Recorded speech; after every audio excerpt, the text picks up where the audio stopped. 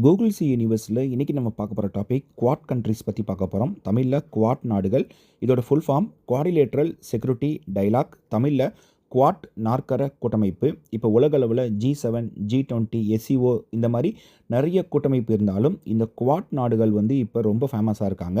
அப்போ இவங்களுடைய கொள்கை என்ன, இதில் மொத்தம் யார் யார் உறுப்பினர், இது பற்றி நம்ம பார்க்கலாம்.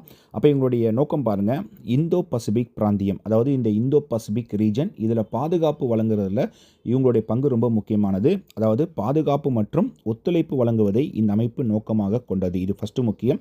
இதுக்கப்புறம் இந்த குவாட் கூட்டமைப்பு எப்போ உருவாச்சுன்னா 2007. இதுக்கப்புறம் இதை ரீஎஸ்டாப்ளிஷ் பண்ணி அதிகாரப்பூர்வமாக கொண்டு வந்தது 2017 என்ன பண்ணியிருப்பாங்க, கொண்டு வந்திருப்பாங்க. ஊடால பார்த்தீங்கன்னா ஆஸ்திரேலியான்ற நாடு இதில் சேரலாமா வேணாமா இந்த ஒரு முடிவில் இருந்தாங்க. அதுக்கப்புறம் அவங்களும் சேர்ந்துட்டாங்க. இதுக்கப்புறம் இந்த 2007 இந்த குவாட் கூட்டமைப்பை எந்த நாடு உருவாக்குனாங்க அப்படின்னு கேட்டால் ஜப்பான். ஜப்பானில் இந்த அமைப்பை யார் உருவாக்குனாங்கன்னா ஷின்சோ அபே, ஜப்பானோட முன்னாள் பிரதமர். ஜப்பான் நாட்டிலேயே அதிக ஆண்டுகள் பிரதமராக இருந்தது இவர் தான், ஷின்சோ அபே. இவர் இப்போ இறந்து போயிட்டார், சரிங்களா. இதுக்கப்புறம் குவாட்டில் மொத்த உறுப்பு நாடுகள் பார்க்க போகிறோம். மொத்தம் 4 பேர் குவாட்னாலே: அமெரிக்கா, இந்தியா, ஜப்பான், ஆஸ்திரேலியா.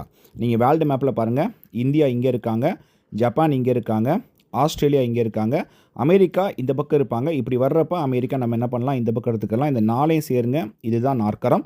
அப்போ இந்த 4 பேருமே யாருக்கு எதிரினா, நம்ம இந்தியாவுக்கு மேலே இருக்கிற இங்கே இருக்கிற இந்த சீனா இருக்காங்க பார்த்தீங்களா, சீனாவுக்கு எதிரி, சரிங்களா. அப்போ சீனாவோட ஆதிக்கத்தை கண்ட்ரோல் பண்ணணும். இதற்காண்டி இந்த 4 நாடுகள் ஒன்றா சேர்ந்து உருவாக்கப்பட்டது தான் இந்த குவாட். அப்போ இந்த குவாட் பற்றி ஒரு பேச்சுவார்த்தை வந்தாலே கண்டிப்பாக யாருக்கு பிடிக்காது, சீனாவுக்கு பிடிக்காது. சீனா என்ன பண்ணுவாங்க, இதை ஆசியாவின் நேட்டோன்னு சொல்லி என்ன பண்ணுவாங்க, அழைக்கிறாங்க. ஏன்னா உலக அளவில் நேட்டோ ரொம்ப ரொம்ப பிரபலம், சரிங்களா. North Atlantic Treaty Organization. Okay. அதுக்கப்புறம் இந்த 4 நாடுகள் சேர்ந்து பண்ணுற கூட்டு பயிற்சி ஒன்று இருக்குது. இதற்கு என்ன பேருன்னு கேட்டால் மலபார். இது நீங்கள் மறக்கக்கூடாது. மலபார்ன்றது முப்படைகளில் ஆர்மியா, நேவியா, ஏர்ஃபோர்ஸா அப்படின்னு கேட்டால் ஆன்சர் பார்த்தீங்கன்னா நேவி. இதுக்கப்புறம் இந்த 4 நாடுகள் இருக்கிற லீடர்ஸ் இவங்களையும் நம்ம பார்த்துடலாம். அமெரிக்காவில் இப்போ யார் இருக்கா, டொனால்டு ட்ரம்ப் இருக்கார். நம்ம இந்தியாவில் நரேந்திர மோடி இருக்கார். இதுக்கப்புறம் ஜப்பான் நாட்டில் இந்த சானே தகாய்ச்சி இப்போ ரீசெண்டாக வந்தாங்க. இவங்க தான் ஜப்பான் நாட்டிலேயே முதல் பெண் பிரதமர் இவங்க. அதே மாதிரி ஆஸ்திரேலியா நாட்டில் ஆண்டோனி அல்பனேஸ் இவர் இருக்கார். இதுக்கப்புறம் குவாட் சமிட் 7th இந்த வருடம் எந்த நாடு நடத்த போகிறாங்கன்னா இந்தியா. ஆனால் இன்னும் நடக்கலை. ஸோ இந்தியா சப்போஸ் இந்த வருஷம் நடத்தி முடிச்சிட்டாங்கன்னா இந்தியா இதை முதல் முறையாக என்ன பண்ணுறாங்க, நடத்துகிறாங்க. அதே மாதிரி குவாட்டோட ஃபஸ்ட்டு சமிட் எப்போ நடந்துச்சுன்னா 2021. அப்போ கொரோனா இருந்தனால டேரெக்டாக நடக்காமல் வீடியோ கான்ஃபரன்ஸ் மூலமாக என்ன பண்ணியிருப்பாங்க, நடத்தி முடிச்சிருப்பாங்க. தேங்க்யூ.